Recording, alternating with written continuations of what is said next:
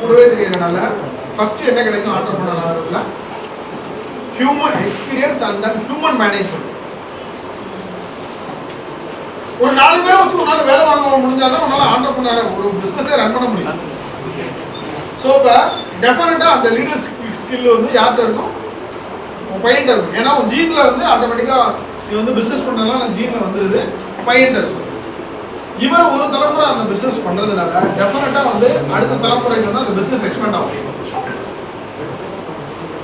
மூர்த்தி cafe நீ காலியாகுமா? வாய்ப்பே இல்லை. இனி அடுத்த 3 தலைமுறை 4 தலைமுறைக்கு வந்து அந்த பிஸ்னஸ் சஸ்டைன் ஆகிட்டே இருக்கும். இதுக்கு பெஸ்ட் எக்ஸாம்பிள் என்ன நல்லா சொல்லணும்னா சரவணா ஸ்டோர்ஸ். சரவணா ஸ்டோர்ஸ் வந்து ஆரம்பத்தில் அவர் விற்கிப்பது சைக்கிளில்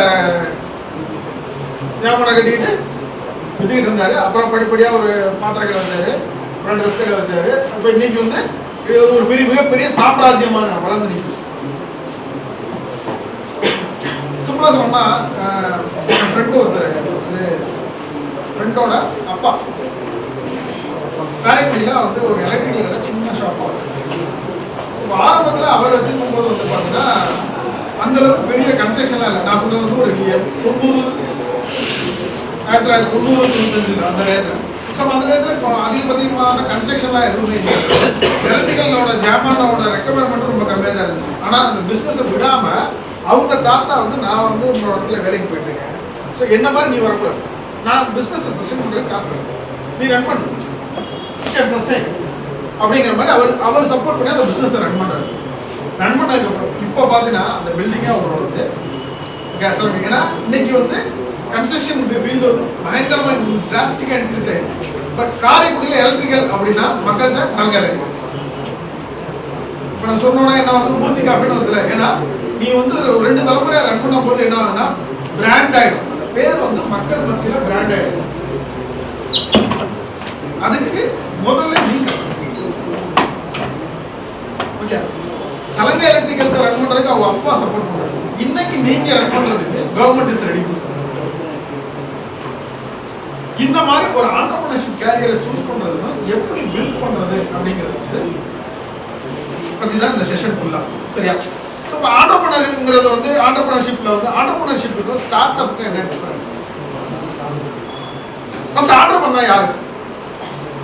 ஒரு வேலை ஒன்று அவன் இன்னொரு இடத்துல வேலை ஆகாம செல்ஃபாக எம்ப்ளாய் பண்ணிக்கிட்டு ஒரு 10 பேருக்கு வேலையை கொடுக்குறவன் தான் ஆண்டர்பிரினர்.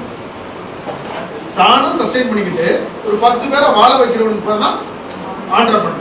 ஓகே.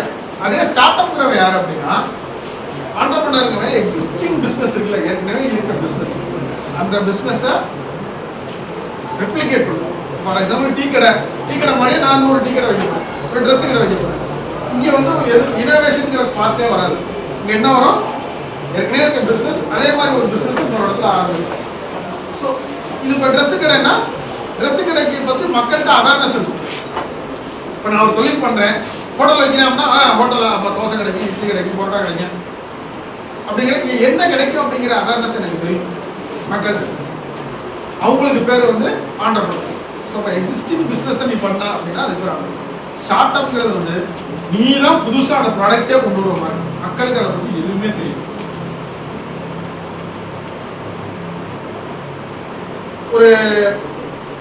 ஒரு 15 வருஷத்துக்குள்ள அவனோட பிரெயின் அழிச்சுக்கிட்டாரு, மைண்ட் அழிச்சு. புதுசாக அந்த இடத்துல ஒருத்தர் பானிபூரி கடை போடுறோம். பானிபூரிங்கிறத பற்றி உங்களுக்கு யாருக்குமா தெரியுமா? தெரியாது. ஸோ முதல்ல நான் தான் ஃபர்ஸ்ட் பானிபூரியை மார்க்கெட்டுக்கு கொண்டு வரேன். ஸோ நான் சார்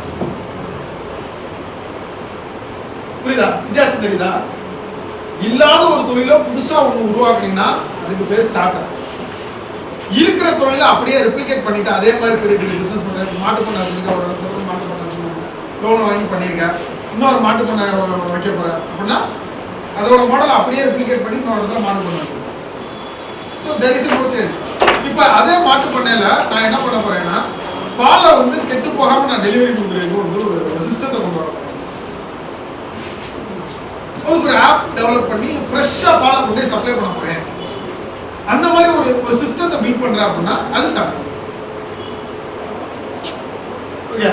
ஸோ இந்த ஸ்டார்ட் அப்புக்கும் ஆண்டர்பிரினர்ஷிப்புக்கும் பெரிய ப்ளஸ் என்ன அப்படின்னா ஆண்டர்பிரனர்ல வந்து என்னன்னா ஒரே ஒரு ஃபண்டிங் சோர்ஸ் வந்து பேங்க். பேங்க் விட்டா வேற எங்கேயுமே நீ வந்து ஃபண்டிங் வாங்க முடியாது. இல்ல மக்கள்கிட்ட போய் உன்னால பேசி வாங்க முடியுமா? ஃபார் எக்ஸாம்பிள் வந்து நியோமேக்ஸ் கம்பெனி எத்தனை பேர் தெரியும்?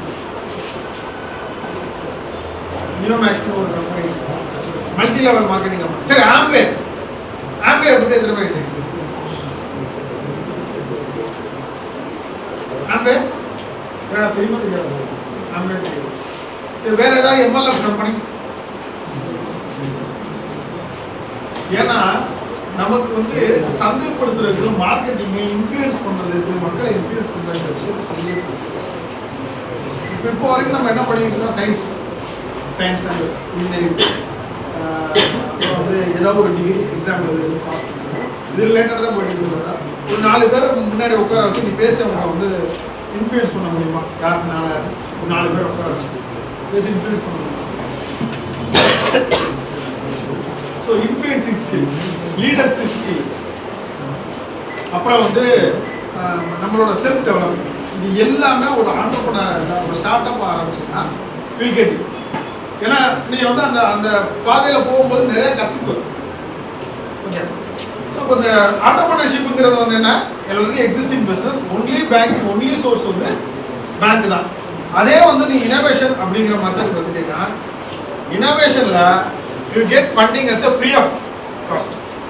20 லட்சம் ரூபா வரைக்கும் உன்னோட ஐடியாவுக்கு ஃப்ரீயாக காசு கிடைக்கும். நம்மகிட்டே இருக்கு. இங்கே உள்ள இன்குபேஷன் சென்டரில் start up India seat fund scheme இருக்கு.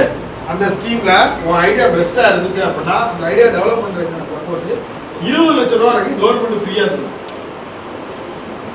அதுலேருந்து எடுத்து நீ சம்பளம் போடுது, உனக்கு சம்பளம் போடுது, அந்த ப்ராடக்ட்டை டெவலப் பண்ணுறது. ஓகே, ஸோ இப்போ இந்த ஃபண்டை நீ அக்சஸ் பண்ணணும். இந்த மாதிரி நிறைய ஃபண்ட் இருக்குது. நான் சொல்கிறது ஒரு ஸ்கீம். இது மாதிரி வந்து இனோவேஷன் வவுச்சர் ப்ரோக்ராம் ஒன்று இருக்குது, நிதி பிரயாஸ் இருக்குது, அப்புறம் வந்து மைட்டி ஸ்கீம், மைட்டியில் ஒரு ஸ்கீம் இருக்குது, அப்புறம் வைராக்கில் ஸ்கீம் இருக்குது. இந்த மாதிரி நிறைய ஸ்கீம்ஸ் இருக்குது. ஸோ இந்த மாதிரி ஸ்கீம் மூலமாக you can build your own start up. Entrepreneur என்ன தேவை? ஒன்லி பேங்கிங் சோர்ஸ், என்ன ஃபண்டிங் சோர்ஸ்? பேங்க்ல போய் நீ பணம் கேட்டா முதல் வேலை என்ன சொல்லுவாங்க? பேங்க்ல ஒரு லோன் எடுக்க போறப்பா ஃபர்ஸ்ட் என்ன கேட்பாங்க? அது பர்சனல் லோனுக்கு சேலரி கேட்பாங்க. வேற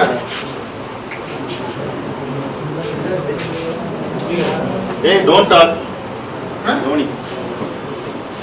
வேற என்ன கேட்பாங்க? செக்யூரிட்டி கேட்பாங்க. அப்புறம் அஷூரன்ஸ். உன்னால எவ்வளவு இப்ப பிரசன்ட்ல டர்ன் ஓவர் பண்ணிட்டு இருக்க, பிரசன்ட்ல நீ எவ்வளவு சம்பாதிச்சிட்டு இருக்க, உன்னால எப்படி ரீபே பண்ண முடியும்? ஒரு ஹோம் லோன் எடுக்கிற, ஹோம் லோன் எடுத்தீங்கன்னா முதல்ல என்ன கேட்பாங்க? எவ்வளவு மாசம் உங்களுக்கு வருமானம் வருதுன்னு கேட்பாங்க மாட்டாங்க. ஃபர்ஸ்ட் வந்து கேட்கிற கேள்வி வந்து வாட் இஸ் யுவர் இன்கம். அந்த இன்கம் வச்சு தான் நீ வந்து அந்த லோனுக்கு எலிஜிபிளா இல்லையாங்கிறத பார்ப்போம். ஸோ இப்போ நீ வந்து ஒரு ஆண்டர்பிரனர் கேரியர் நீ எடுக்கிற அப்படின்னா நீ என்ன பிஸ்னஸ் பண்ண போறேங்கிற ஃபர்ஸ்ட் வந்து ப்ரொபோசல் ப்ராஜெக்ட் இருக்கு. இப்போ ஃபார் எக்ஸாம்பிள் வந்து நான் வந்து ஒரு டீ ஷாப்பு பிராண்ட் தான் பெருசாக பண்ணுவேன். டீ கடைக்கு தேவையான பாய்லர் என்னென்ன மெட்டீரியல்ஸ், ஒர்க்கிங் கேபிட்டல் எவ்வளோ லேபர் வேலை வருது, எத்தனை பேருக்கு வேலைக்கு வந்து ஒரு வருஷத்துக்கு எனக்கு சஸ்டெயின் பண்ணுறது, பால் வாங்குறது அப்படிங்கிறதெல்லாம் நான் வந்து ஒரு ரிப்போர்ட்டாக அறிவிச்சு ஒரு ஆடிட்டர் வச்சு ரிப்போர்ட் பண்ணி ஒரு 10 லட்ச ரூபா வரைக்கும் வந்து கொலைட்டல் நம்ம வாங்கலாம். 10 லட்ச ரூபாய்க்கு மேலே போயிடுச்சு அப்படின்னா கொலைட்டல் கண்டிப்பாக கொலைட்டல்ன்றது ஏதாவது ஒரு வீட்டு அடமானம் வைக்கணும், ஒரு இடம் அடமானம் வைக்கணும் அப்படின்னா. ஆனால் இந்த பிஸ்னஸில் பெரிய மைனஸ் என்ன அப்படின்னா காம்படேட்டர். இந்த ரோடு இருக்கு, இந்த ரோட்ல இன்னொரு டீ கடையே அப்படின்னு வச்சுக்கோங்க. இந்த வரிசையில எத்தனை டீ கடை? அப்படி ஒரு டீ கடை ஆரம்பிச்சா அப்படின்னா உனக்கு காம்படேட்டர் இருப்பான். ஆனா ஸ்டார்ட் அப்ல என்ன ஒரு பெரிய பிரச்சனை, நீ தான் வந்து ஃபர்ஸ்ட் மோனோபோலி. மோனோபோலினா என்ன? டெஸ்லா ஃபர்ஸ்ட் ஒரு கார் லான்ச் பண்ணா, இல்ல மைக்ரோசாஃப்ட் உங்க லாங்குவேஜ்ல வருமே, மைக்ரோசாஃப்ட் தான் ஃபர்ஸ்ட் வந்து சாஃப்ட்வேர் ஓஎஸ் லான்ச் பண்ணா. He is a monopoly. அந்த மாதிரி ஒரு மோனோபோலியா ஒரு பிசினஸ் பில்ட் பண்ணேன்னா அது வேஸ்ட் ஆகும். ஸோ அந்த மாதிரி பிசினஸ் பண்றதுக்கு ஃபர்ஸ்ட் தேவை என்ன அப்படின்னா ஐடியா. இப்போ ஆண்டர்பிரினர்ஷிப் கேரியர் சூஸ் பண்றோம் அப்படின்னா ஆண்டர்பிரினர்ஷிப்ல ஸ்டார்ட் அப் கேரியரை சூஸ் பண்றோம் அப்படின்னா என்ன தேவைன்னா idea.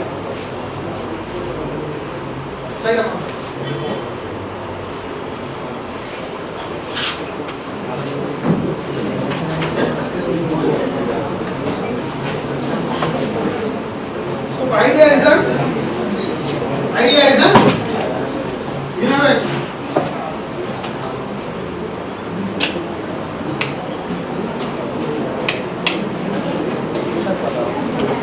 Idea enna innovation. So innovation ku invention ku enna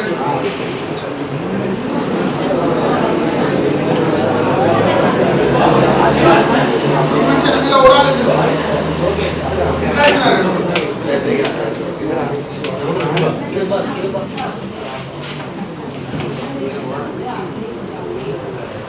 modification, doing modification is innovation. Invention is புது சயின்ஸ், புது டெக்னாலஜி வந்து உருவாக்குறது இன்வென்ஷன். இன்னைக்கு இருக்க மார்க்கெட்ல இது வரைக்கும் வந்து ஓகே மார்க்கெட்ல யாரு மிகப்பெரிய சக்சஸ் ஆயிருக்காங்க?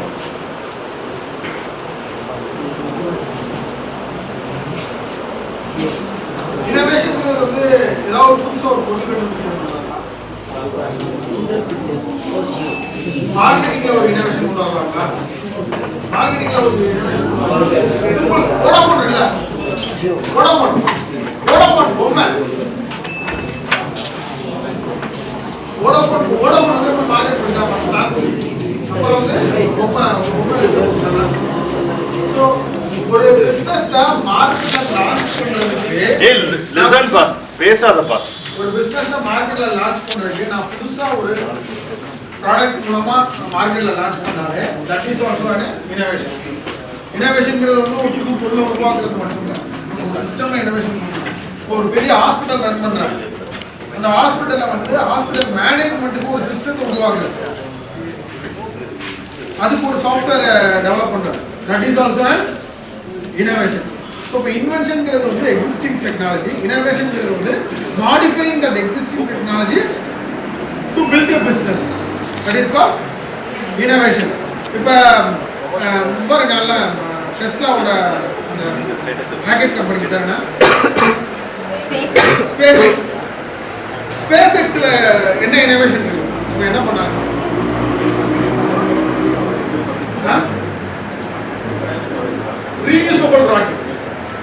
ரீயூசபிள் ராக்கெட், அதுதான் அவனோட இனோவேஷன்.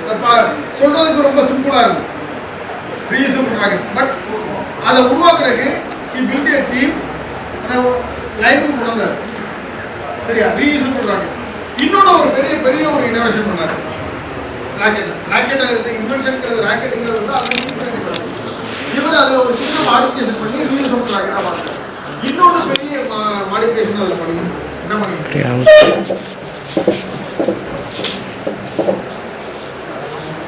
இப்போ ப்ரெசென்ட்ல இருக்க ராக்கெட் ஃபியூல்ஸ் கூட ரொம்ப காஸ்ட்லி. ப்ரெசென்ட்ல இருக்க ராக்கெட் ஃபியூல்ஸ் கூட காஸ்ட்லி. அதை வந்து நார்மலா மெத்தனால்ல ரன் பண்ண முடியுமா? மெத்தனால் எத்தனால்ல ரன் பண்ண முடியுமா? ரிசல்ட் பண்ணுவாங்க.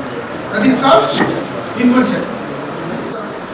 ஐசி இன்ஜின் பார்த்தீங்கன்னா அரௌண்ட் 30 to 35% எஃபிஷியன்சி. ஆனால் கேஸ் டர்பைன் இன்ஜின் 15% மேலே எஃபிஷியன்சி கிடைக்கும். ஆனால் கேஸ் டர்பைன் யூஸ் பண்ணுறாங்க. ஏன்?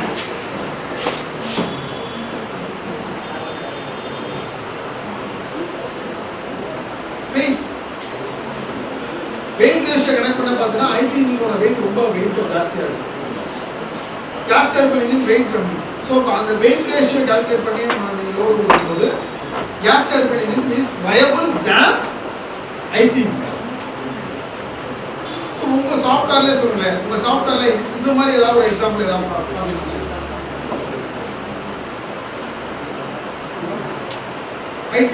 ஹார்ட்வேர்ல தெரியுமா இல்லை உங்களுக்கு சாஃப்ட்வேர்ல தான்? சாஃப்ட்வேர்ல ஸ்டார்டிங்ல இருந்த கேமிங் சிஸ்டம் எப்படி இருந்துச்சு, இப்போ இருக்க கேமிங் சிஸ்டம் எப்படி இருக்கு? அந்த கேமிங் வேர்ல்ட் ஆரம்ப காலகட்டத்தில் இருந்த கேமிங் வேர்ல்ட் எப்படி இருந்துச்சு, இப்போ இருக்க கேமிங் வேர்ல்ட் எப்படி இருக்கு?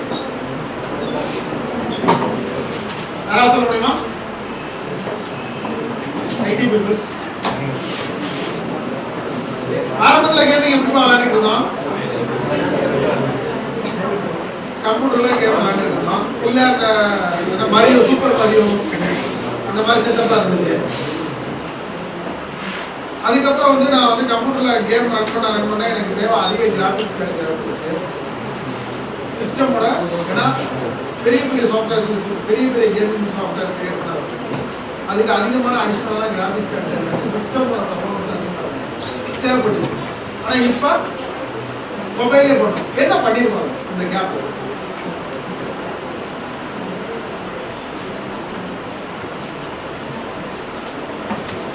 கிராஃபிக்ஸை குறைச்சிருக்கமா, ரெசல்யூஷனை குறைச்சிருக்குமா? இல்லையே, ரெசல்யூஷன்லாம் இன்க்ரீஸ் தான் ஆயிருக்கு. அப்போ சிஸ்டம் எனக்கு நான் நார்மலாக கம்ப்யூட்டரில் ஃபோனில் விளையாடணும் அப்படின்னா எனக்கு வந்து அதிக ப்ராசர் அதிக ரேம் இருந்தால் தான் என்னால் ரன் பண்ண முடியும். ஆனால் இப்போ வந்து நான் கம்மியான ஃபோன்லேயே என்னால் பண்ண முடியல. ஏன்?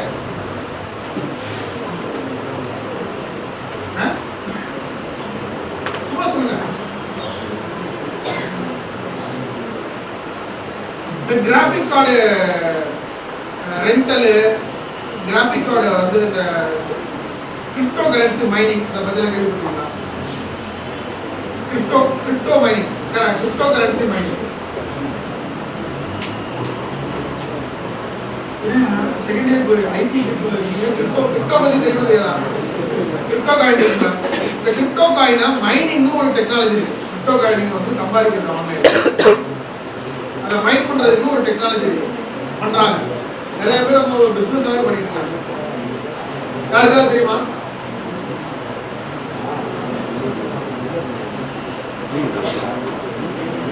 என்ன பண்ணுவாங்க அப்படின்னா, இப்போ எப்படி வந்து கிளவுட் ஸ்டோரேஜ் ஒரு டேட்டா சென்டர் மாதிரி வச்சு ஹார்ட் டிஸ்க் ஃபுல்லாக வச்சு டேட்டா ஸ்டோரேஜ் ஸ்டோர் பண்ணுவோம், அதே மாதிரி கிராஃபிக்ஸை வாடகை கிராஃபிக்ஸை வந்து ஒரு ஸ்டாக் மாதிரி வச்சுருவாங்க.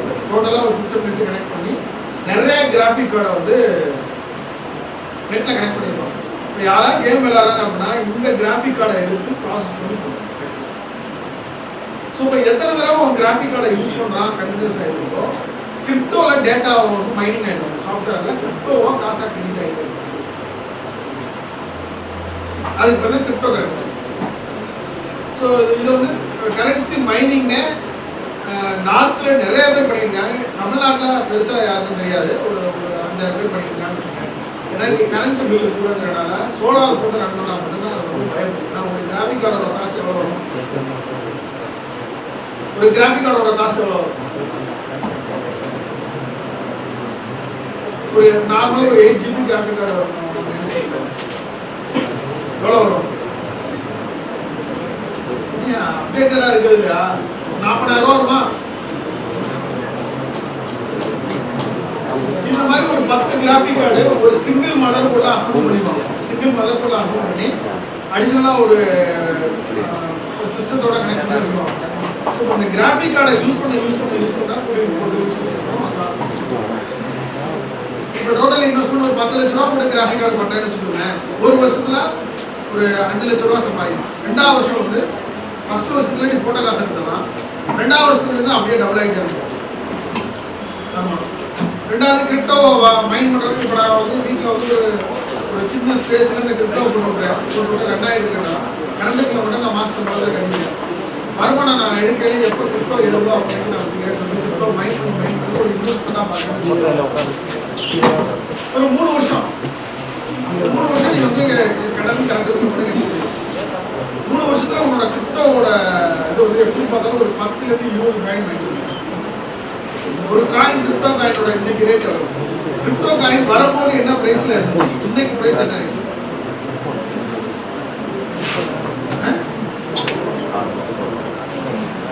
100,000 $180,000.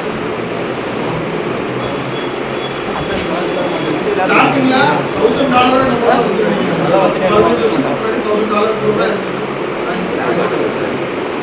வெறும் 1,000-2,000 வாங்க. இன்னைக்கு அதோட கோவிட் பீரியட்லயே வந்து 70 லட்சம் ரூபாய் இருந்துச்சு. இன்னைக்கு 1 கோடி ரூபாய்க்கு மேல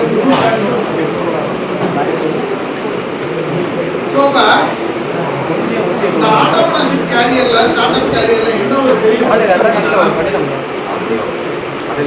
பணத்தை வச்சு பணம் சம்பாதிக்கிறது. பணத்தை சம்பாதிக்கணும். ஹேண்ட்லிங் மணி. பிஸ்னஸ் மேன் எப்போதுமே அவர் வந்து ஒரு 10 லட்சத்தை வந்து அப்படியே ஒரு மைண்டாக இருக்கு பேங்க்ல டெபாசிட் வச்சுருக்காங்க. இப்போ இதே நீ சாலரி டெபாசிட் வச்சுக்கோங்க, மாதம் ஒரு 10,000 ரூபாய் எடுத்து சேவ் பண்ணி குழந்தைக்கு கல்யாணம் வச்சுக்கோங்க.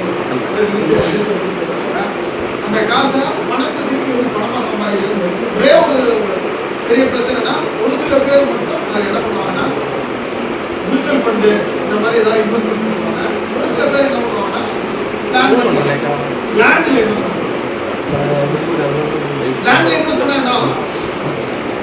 பணம் இன்னைக்கு இன்வெஸ்ட்மெண்ட் 1 கோடி ரூபா சம்பாதிக்கிறதா கஷ்டம். நாங்கள் 1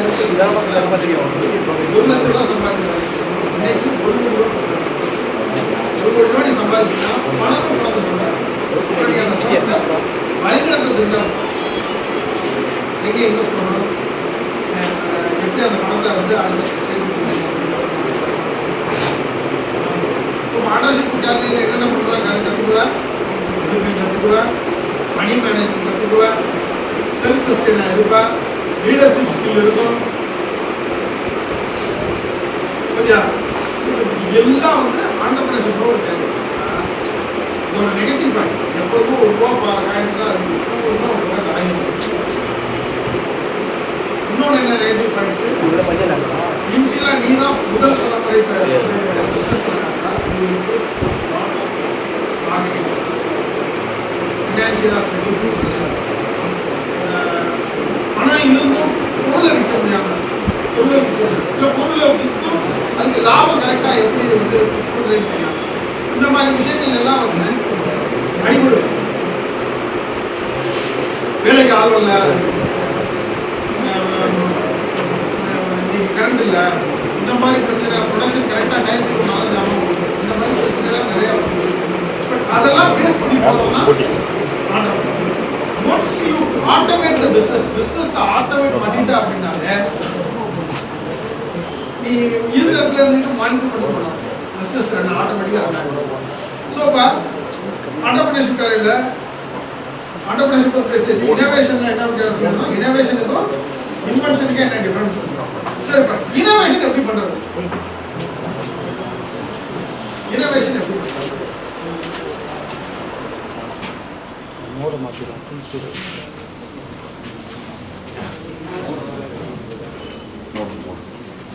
இது பார்த்தா என்ன தெரியுமா?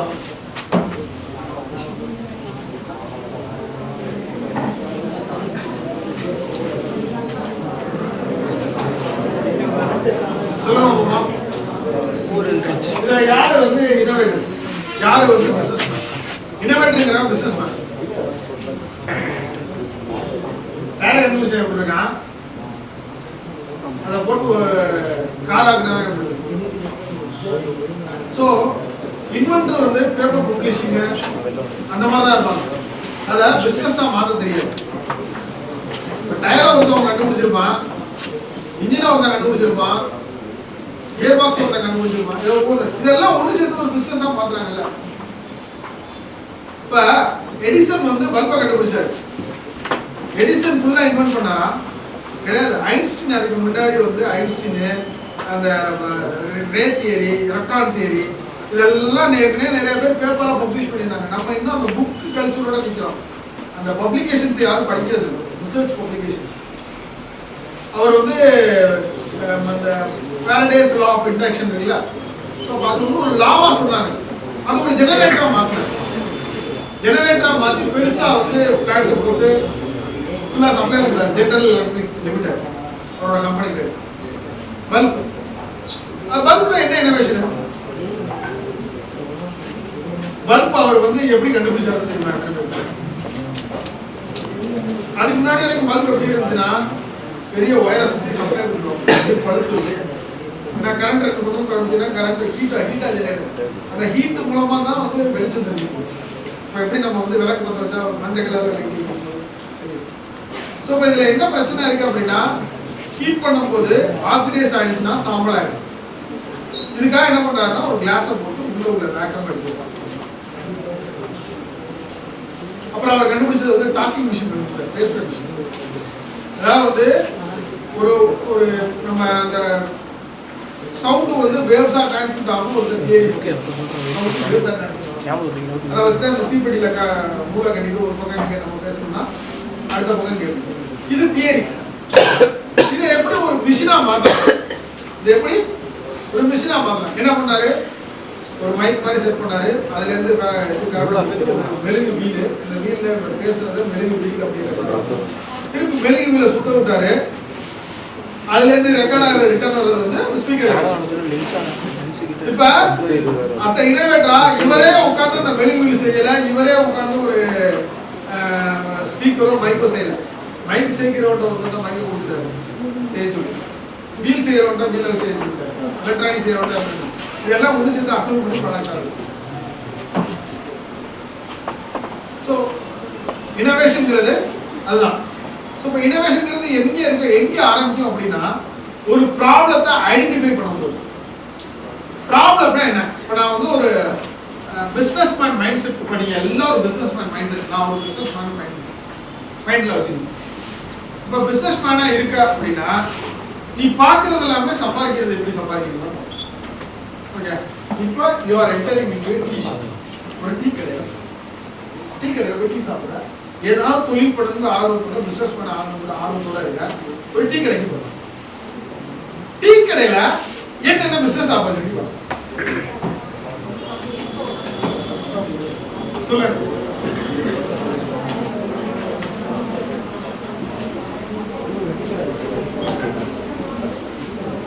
டீ கடையில் ஒரு பிஸ்னஸ் ஆப்பர்ச்சுனிட்டி என்னென்ன பார்க்கணும் ஓரளவு சொல்லுங்க. ஸ்டவ் செஞ்சு விற்கலாமா? சர்விங், டீ சர்விங் வந்து ஆட்டோமேட்டிக்கா வைக்கலாம். ஐடி மைண்ட்ல யோசிக்கிறது. வேற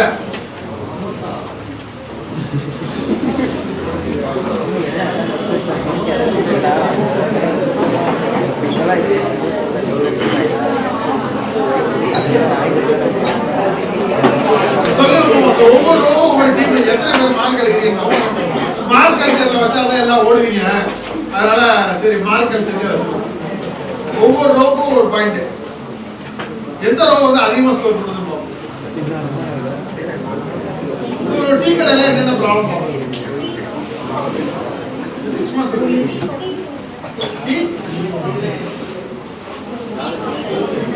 டீ பவுடர் 10 பாயிண்ட். அப்புறம் மில்க் சார்,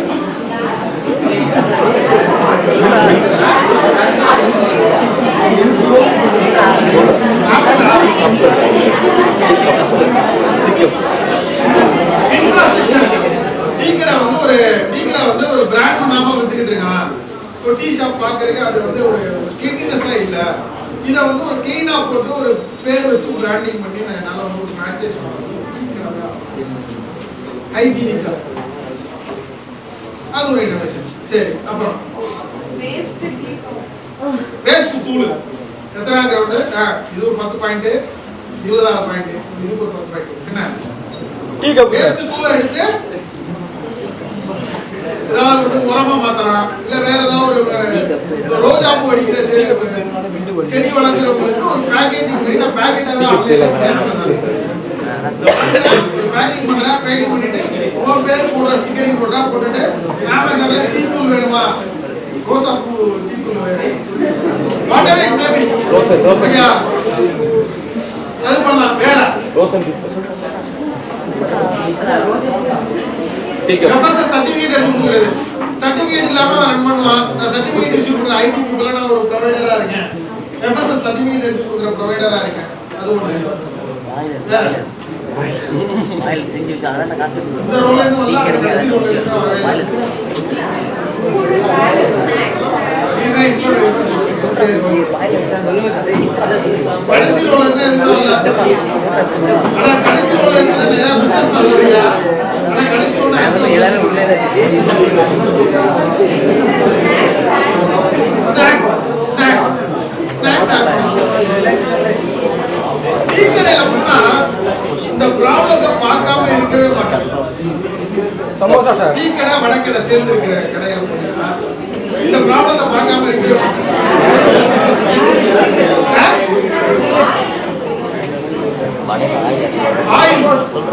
ஆயில் அவரே சொல்றாரு. ஓப்பன்ல வச்சிருக்காங்க. ஆயில் ஒரு கேட்டகரி. ஓகேயா? இந்த ஆயில் எப்படி ரிமூவ் பண்றாங்க? பேப்பர்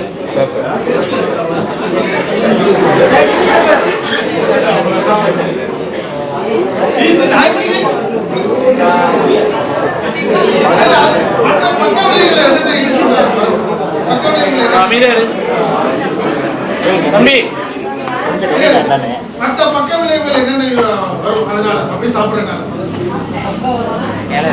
ஃபேட்டு, கொலஸ்ட்ரால், மெயினா அந்த பேப்பர்ல இருக்க கார்பன் கண்டென்ட். இந்த பேப்பர்ல இருக்க கார்பன் கண்டென்ட் ஆயில டிசால்வ் ஆகி அந்த கார்பன் கண்டென்ட் வடையில ஒட்டி அந்த வடையோட சீக்கிரமே கேன்சர் வச்சு செத்து போயிடும்.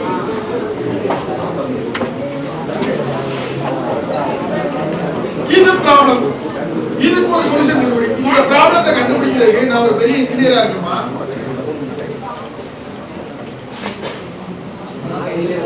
என்ன பண்ணலாம்? இதுக்கு என்ன சொல்யூஷன் பண்ணலாம்? கையில பிடிச்சி ஏர் ஃப்ரையர். ஓகே, அது ஒரு value point. Tea cup sir. Air fryer.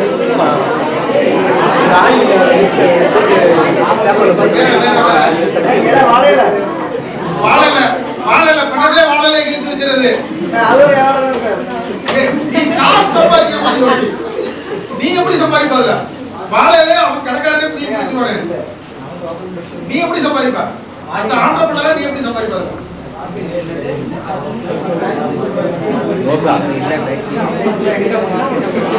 Franchise. அதுக்கு வந்து பெரிய இன்வெஸ்ட்மென்ட், நீ மார்க்கெட்டிங் இல்ல, அது வந்து நீ புதுசா ஆனா அந்த டீ கடையில இருக்க பிரச்சனைக்கு ஒரு சொல்யூஷனா ஒரு சின்ன விஷயத்தை கொடுத்து உன்னால மாத்தலாம். அப்படி இருந்தா தான் இருக்கு.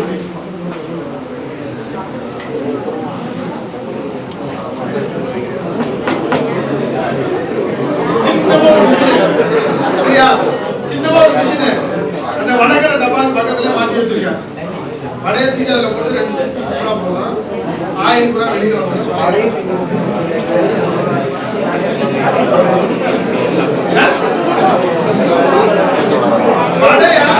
வடைய வேகமா சுத்தினா எண்ணெய் வெளியில தள்ளிடும். சரியா? இந்த மாதிரி ஒரு லிசன் பா பேசாத. இந்த மாதிரி ஒரு மிஷின் செஞ்சு கொண்டே வந்து டீ கடைக்காரத்தை விற்கிறது. இந்த மிஷின் வந்து செய்யறதுக்கு பெரிய தேவையா? சிம்பிளா ஒரு மிஷின் 500 ரூபாய்க்கு தரேன் சார். நீங்க வந்து 10 வடை பண்ணீங்கன்னா உங்களுக்கு வந்து 50 ml எண்ணெய் மிச்சமாகும். 100 வடை போட்டு சுத்தினீங்கன்னா 1/2 லிட்டர் எண்ணெய் மிச்சமாகும். அவன் பாக்கெட்ல காசு சேவ் பண்றான். இப்ப நான் உங்ககிட்ட ஒரு பொருள் விற்க வரேன்னா உனக்கு ஏதாவது அட்வான்டேஜ் இருந்தா மட்டும் தான் நீ வாங்குவ. புரியுதா? அப்ப டீ கடைக்காரனுக்கு எண்ணெயை சேவ் பண்றது ஒண்ணா. இன்னொன்னு கஸ்டமர் வந்து வரலாம், கஸ்டமர் வந்து இன்க்ரீஸ் ஆகும். ஏன்னா ஆயில் இல்லாம நான் வடை தர்றேன், நல்லா டேஸ்டா இருக்கு வந்து கடை வாங்கி. ஸோ இந்த 2 ரிலேஷனுக்கா நீ விலையும் ரொம்ப கம்மியா சொல்லலாம். 500 ரூபா ஒரு மிஷினோட. உனக்கு மேனுஃபேக்சரிங் காஸ்ட் 200 ரூபா வச்சுக்கோங்க. 300 ரூபா மேனுஃபேக்சரிங் காஸ்ட். விற்கிற காஸ்ட் 1000 ரூபாய்க்கு 200 ரூபா தான். இந்த சின்ன மிஷின், இந்த மிஷினோட டோட்டல் மார்க்கெட் எவ்வளவு இருக்கு?